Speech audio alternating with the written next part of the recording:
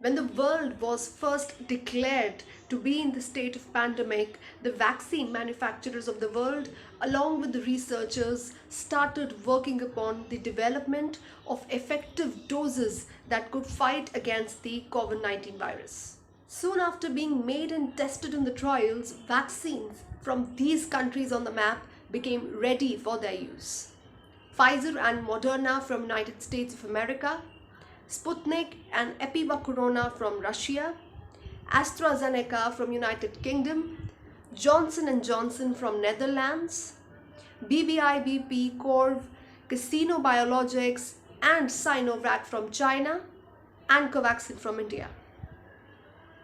But why there is no single manufacturer from Africa and Latin America? The above listed countries were all the rich and the middle income countries that had the expertise to manufacture COVID-19 vaccines. And since it's a global crisis, the vaccines from these countries need to be effectively transported to the remaining nations.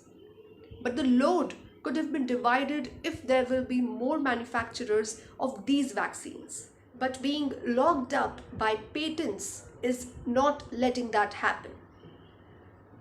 Manufacturers of Moderna, Sputnik and Johnson & Johnson have not given the right to produce their creation, their innovation, their vaccines in other countries and have locked them up with the patent rights. These patents were just meant to cover their cost of R&D, production and raw material, that's it.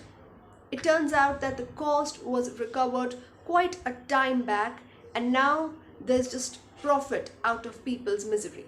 COVID-19 being a havoc cannot be a profit-making opportunity, says the World Health Organization. And so it has created an access to technology pool for the poorer nations to get vaccines, to which India and Netherlands and few other nations have signed up, but the countries like US have called this complete nonsense and dangerous. They may not know what can happen if everyone in the world does not get access to the vaccines. Little do they know that the viruses mutate all the time, producing different versions or variants of themselves. Most of these mutations are insignificant and some may even make the virus less dangerous. But the others can make it more contagious and harder to vaccinate against. This variant, officially known as B1617, was first detected in India in October. It was detected in 220 out of 361 samples collected. Meanwhile, it has been spotted in at least 21 countries according to the GISAID global database. International travel appears to have brought the variant to the UK, where 103 cases have been identified since 22nd February. Most travelers from India have now been banned from coming to the UK and other nations.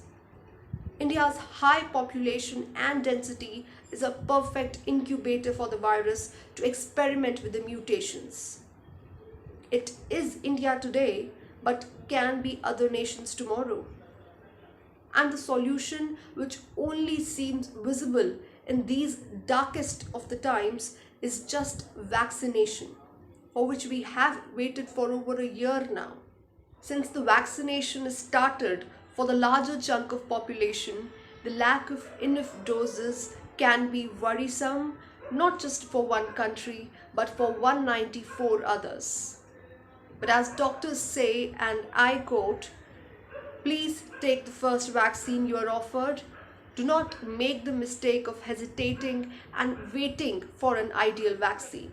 For the regular updated news, you can go to our website Filter News, and for the in-depth reports, you can subscribe to our YouTube channel.